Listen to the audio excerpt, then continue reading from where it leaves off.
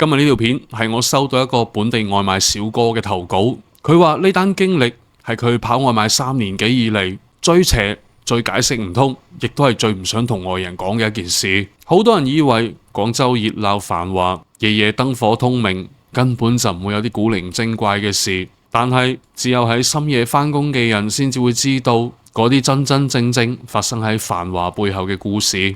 咁而今日呢件事就發生喺廣州荔灣區嘅清平路，就係嗰條以前叫做燈籠街，兩邊全部都係磚木舊樓，仲要成日飄住中藥錘嘅嗰條老街。跟住落嚟，我就會用外賣小哥嘅第一人稱視角去同大家講述下呢件事。大家好，我叫阿傑，今年27歲，土生土長嘅廣州人，專職跑外賣跑咗3年噶啦，專門喺夜晚跑。點解專門跑夜班？好簡單嘅啫。廣州日頭車多人多，搶單嘅人又多。夜班雖然辛苦啲，但係衝單獎高，路況又順。對於我哋呢啲揾辛苦錢嘅人嚟講，深夜嘅廣州啊，先係最容易揾到2餐嘅。咁而我跑單嘅區域就喺荔灣區老西關一帶，上下九、第10鋪、和平西、623路、清平路呢一片老街啊，眯埋眼我識行。嗱，大家去過清平路都知噶啦。日頭啊，超級熱鬧，成條街都係賣中藥材、乾貨、海味嘅檔口，人聲鼎沸，煙火氣十足。但係一旦到咗夜晚，成條街就靜晒，兩邊嘅騎樓密密麻麻，啲巷仔又窄又深，路燈啊得嗰幾眼，仲要閃下閃下。一陣風吹過巷仔嘅時候，會發出啲嗚嗚嘅聲，好似有人喺你耳仔邊輕輕吹氣咁啊！我以前一直都覺得嗰啲所謂嘅靈異傳聞、都市傳說，全部都係老街坊吹水，自己嚇自己。直到嗰晚凌晨2點07分，我跑完嗰張單之後，徹底顛覆咗我嘅諗法。嗰晚係一個落住微雨嘅秋夜，成個西關都好似蒙住一層白色嘅霧氣。當時我已經跑咗成晚單噶啦，攰到咩咁。停咗喺和平西路一個大榕樹下邊啊，諗住唞下，食翻支煙，唞一唞啊，收工啦。突然間手機叮一聲，彈出一張深夜加急單。我本身就唔想接噶啦，因為時間太晏啦，而且系統顯示嘅配送地址係清平路嘅舊唐樓。喺開荔灣區呢邊開夜班嘅外賣兄弟都知道，嗰片唐樓係最麻煩嘅，全部都係啲100幾年嘅磚木舊樓，又冇電梯，啲巷又難行，而且好多條巷入邊啊冇監控，啲後生啊搬得七七八八噶啦。得嗰0星幾戶老人家住喺度，但係我一睇呢張單嘅配送費呢，比平時高好多，仲要有深夜加急補貼。我諗住跑一跑揾到20零蚊啦，咁啊咬咬牙接咗佢啦。接咗單之後，我第一時間睇下個備註啦。嗰個用戶備註，而家我諗翻起啊，背脊都發冷啊，一字一句都好詭異噶。外賣放喺門口嘅地氈上邊，千祈唔好敲門，唔好出聲。唔好望個貓眼，擺低即刻走，唔好擰轉頭。我當時睇完呢個備註，第一反應呢係奇怪，但係並冇多諗。廣州嘅深夜好多獨居街坊或者啲作息顛倒嘅人，又怕嘈又唔想同人接觸，通常留呢啲備註呢都算係常見嘅。咁我照常去到商家嗰度取餐，喺一間清平路附近嘅深夜粥鋪取餐嘅全程呢好正常，好順利。個老細仲同我傾偈話，呢排深夜多咗好多奇奇怪怪嘅單，叫我小心啲。我當時呢仲笑佢大驚小怪，話揾食啫，有咩好驚啊？我騎住部電雞由清平路巷口入去，成條街靜到得人驚。呢度日頭車水馬龍，人聲鼎沸，但係而家凌晨2點，成條巷靜到我淨係聽到自己嘅心跳聲。巷仔入邊嘅路燈一眼着一眼唔着，啲光忽明忽暗，地下邊嘅積水倒映住嗰啲100年嘅騎樓，令人望到個心好唔舒服。我跟住個導航越行越深，兩邊嗰啲舊樓呢亦都越嚟越密。導航最後嘅定位係一棟完全唔起眼嘅舊唐樓。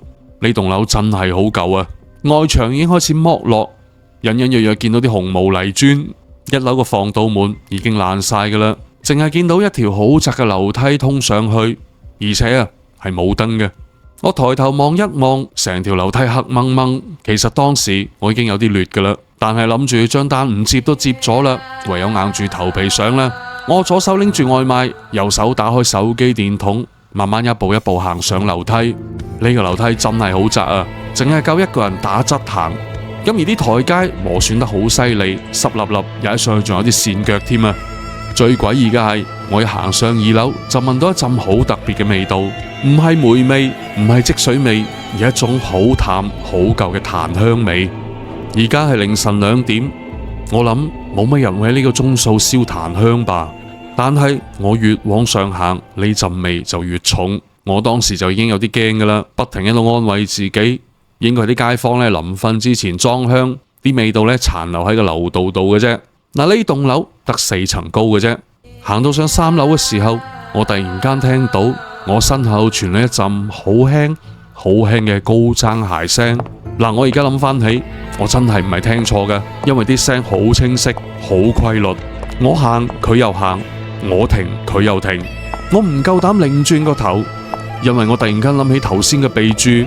我當時手心全部都係汗，緊張到連個外賣袋都俾我捏到變晒形。我唔敢再猶豫，亦都唔敢擰轉頭，我淨係想快啲送完呢張單，快啲離開呢棟樓。我加快腳步衝上4樓，4樓零零丁丁得一戶人嘅啫。佢門口真係有一塊老舊嘅地氈，咁而嗰棟木門非常之舊，啲漆都剝落晒噶啦。正當我行到門口想敲門嘅時候，我突然間諗起個用戶嘅備註：唔好敲門，千祈唔好敲門。我嗱嗱臨將份外賣擺咗喺地氈嘅中間。但係就喺我彎低腰嗰一瞬間，我又聞到嗰陣好濃烈嘅檀香味啦，而且嗰陣味係由棟門後邊傳出嚟嘅。我擺好外賣，1秒鐘我都唔敢逗留啦，擰轉身就落樓。呢個時候我腦海入邊淨係留低一句話：千祈唔好擰轉頭，千祈唔好擰轉頭啊！我一路跑落樓，呢個時候我身後嘅高踭鞋聲又響起啦。我行幾快佢就跟幾快，一路喺我背後跟住我。